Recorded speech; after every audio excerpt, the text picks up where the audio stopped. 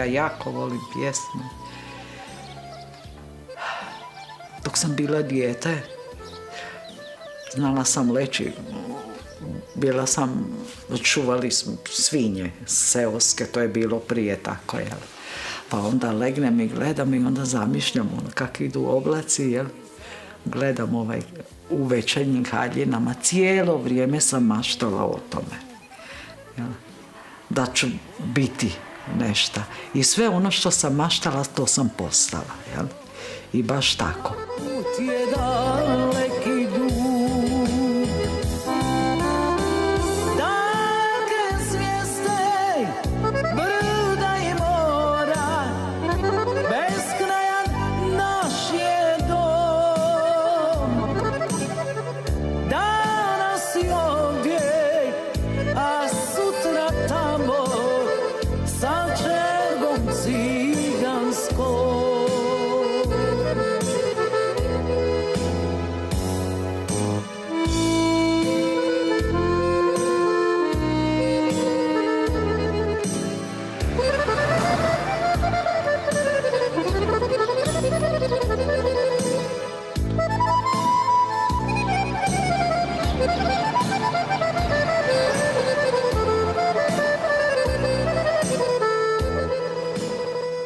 Rad s mladima, ne samo s mladima, nego i s roditeljima. Pričam za romsku populaciju, jer su roditelji ti koji trebaju, sa kojima treba puno odraditi da bi natjerali djecu da idu, da završavaju osnovnu školu, pa da ju upišu i tako dalje. No, međutim, naša udruga je kroz razne projekte inicirala dosta toga i zahvaljujući tome djeca završavaju osnovnu školu, ali sada i idu u srednju. Ono što izdvaja Romsko srce od drugih udruga, a to je da ne pomažu samo isključivo romskoj djeci, nego svoj djeci koja imaju potrebu. A takve djece na ovom području je jako puno. Dakle, ono što je glavna razlika između Romskog srca i drugih udruga je što ne prave razliku, što je nama kao multinacionalnoj školi jako važno, jer želimo zadržati zajedništvo, jedinstvo i ne praviti razlike. S obzirom da školu pohađaju djeca pripadnici romske nacionalne manjine, srpske nacionalne manjine, mađarske nacionalne manjine, kao i djeca pripadnici većinskog naroda. Zadnja dva projekta koja provodimo je Mali kreativni ekopoduzetnik. To sad provodimo već drugu godinu za redom i na njega smo jako ponosni. Ovo sve što možete vidjeti, ovaj vrt, ovaj staklenik ovdje, to je sve nastalo kao produkt naše zajedničke suradnje, a iza škole imamo i mali voćnjak koji smo posadili. I ono što je cilj škole, a to je da djecu okrenemo prema iskustvenom učenju. To nam je polučilo izvanredne rezultate. Djeca tu koja su loša u školi, kad izađu van, postaju jako dobra, nada sve izvrsna.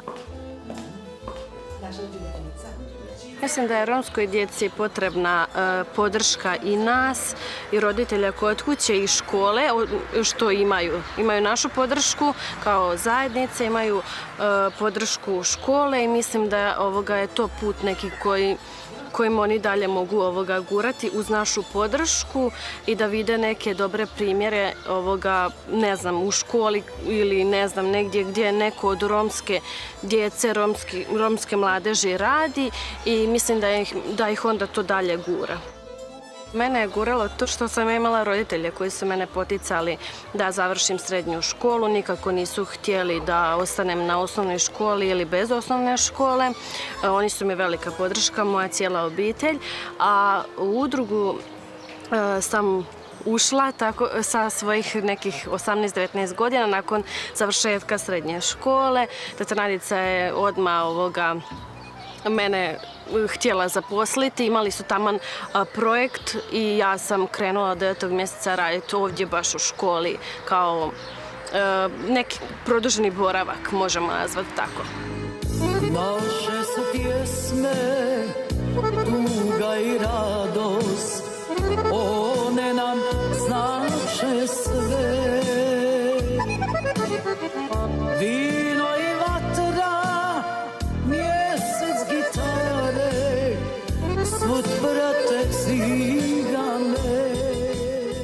Gura me to što sam ja dijete koje je jako teško i u siromaštvu odrasla, u šumi tako reći, jel?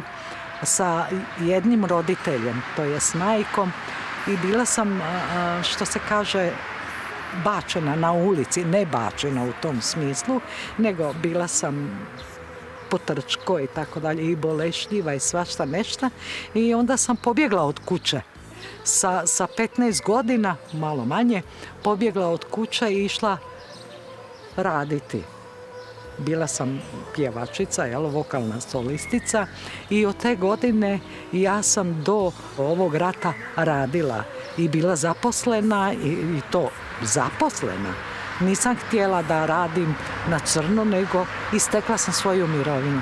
I rekla sam, moja misija je, pošto nažalost nemam djece, moja misija da svu djecu molim da idu, da se obrazuju, da sutra imaju komad kruha dati svoje djeci.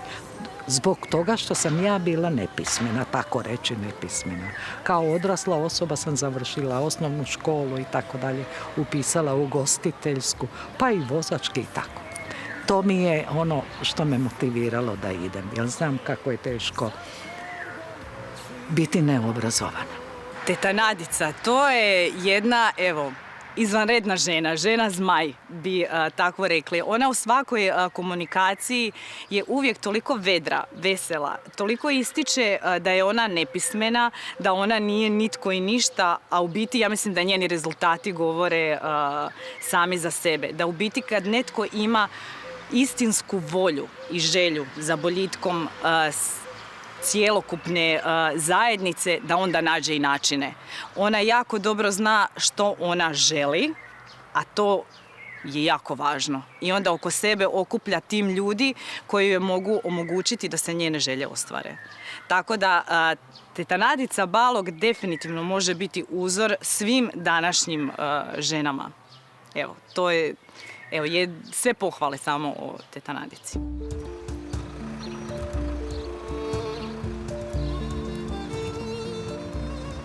Općina Darda je 2005. godine išla u izradu projektne dokumentacije za 87 novih kuća, jer je bilo 87 baraka koje su ljudi živjeli van Darde i za vrijeme poplave, kad je bilo na 65. godine, poplave ih je istjerala van iz svojih domova i privremeno su smješteni tu privremeno do 2005. godine, kad smo mi počeli praviti projektnu dokumentaciju. Kakvi su uvjeti bili prije za život, to nije bilo jednostavno za čovjeka današnjice za živjeti. Stropovi su bili od salonitnih ploča, nije bilo betonskih deka, jednostavno salonitne ploče, špert ploča sa strane, 10 cm zid i to je to. Podovi su bili u razini zemlje, svaka jača kiša imali su poplavu u kući. Ovo je danas po najsuvremenijoj metodi, znači projektna dokumentacija, i po toj su izrađeni i ovi objekti, znači od sanitarnih čvorova, kupatila, kompletno sve tip-top. Izolacije izvana, znači ljudi jednostavno nema razlike od ove kuće i bilo koje kuće koja se danas gradi u gradu. Prije 3 godine gospodin Ante Vukoja, općina Darda, je aplicirala na jedan EU projekt i napravila je 87 novih kuća za Rome. Kompletno, pa vidite i sami kako je to lijepo i kvalitetno. Nadam se da će uživati i da će ispoštovati ono što je općina Darda napravila, Hrvatska što je napravila, jer niko drugi to nije napravio. Nadica Balog je samo išla moliti za potrebe Roma, za potrebe svojih ljudi. To je jedna skromna žena, Romkinja, koja jednostavno ima veliko srce i upravo je to dobar i onaj naziv, njihovo romsko srce. Žena koja ima veliko srce i koja je znala doći x puta kod mene dok su živjeli u onakim neljudskim uvjetima, načelniče, ali možemo šta napraviti za našu romsku populaciju, i upravo me to onako i potaklo i da krenemo u taj projekat, jer moramo shvatiti da na području općine Darda živi 7000 stanovnika i ako vi izdvojite za jedno naselje gdje živi 450 stanovnika 40 milijuna kuna plus infrastruktura to su velika sredstva.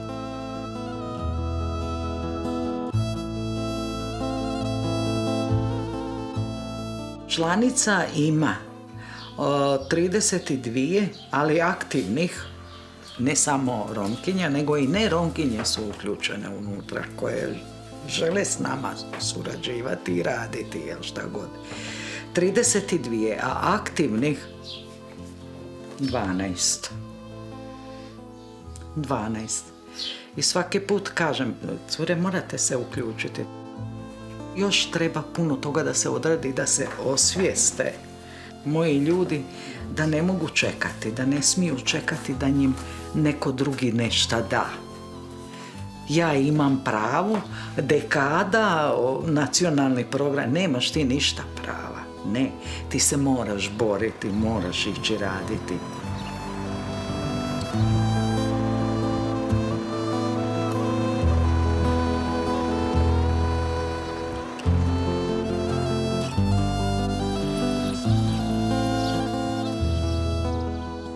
Prvo reko idem pogledati u bašći šta je, kad znam da treba da dođeš po kupusa, moram se sjetiti šta treba, jel?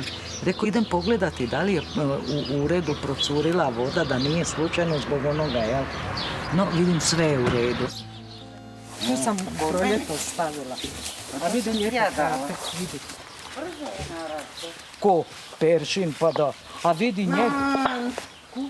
Pa da. Pa to, a viš kak sam ga bacila, majke ti poljubim. Pa kupus tamo. Pa vidi i peršin mi je izbio, sav, da. Da. Čekaj, pogledaj ga. Čekaj, dobit ćeš još? Da, još. Dam ti, evo. Jako je dobra. Ima jako dobar karakter, žena je od reči. I to meni odgovara i ja to volim. Što je za pomoć, ako treba pomoć, pomogne svima. Ne sad samo meni, svima pomogne. Predivno je, jako volim prirodu, od uvijek sam je i voljela i nastavit ću da volim dokle god bude mogla hodati i održavati ovu ljepotu koju imamo na području Osječko-baranjske županije. I uživam u ovom, svaki dan uživam. Naučilo me moja majka, pokojna, od uvijek smo se bavili sa tim i voljeli smo i volimo, jel? Čak i sa ovim biljem raznim. Od prabake od nje sam naučila raspoznati bilje koje je jestivo.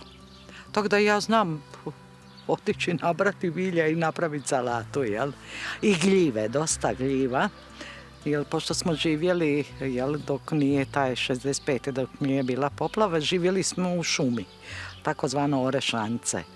Tamo je bilo normalno puževi, žabe, sve to se jelo, sem zmija, što nisam.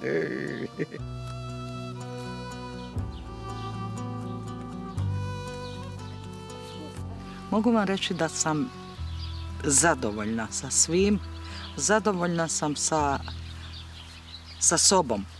Jer sam možda napravila, usrećila nekoga, obradovala nekoga. Ali ja se jako lijepo osjećam kad ja osjetim da sam nekog obradovala. Zadovoljna sam. Nadam se da će biti još bolje. I sad, kako bude, bude.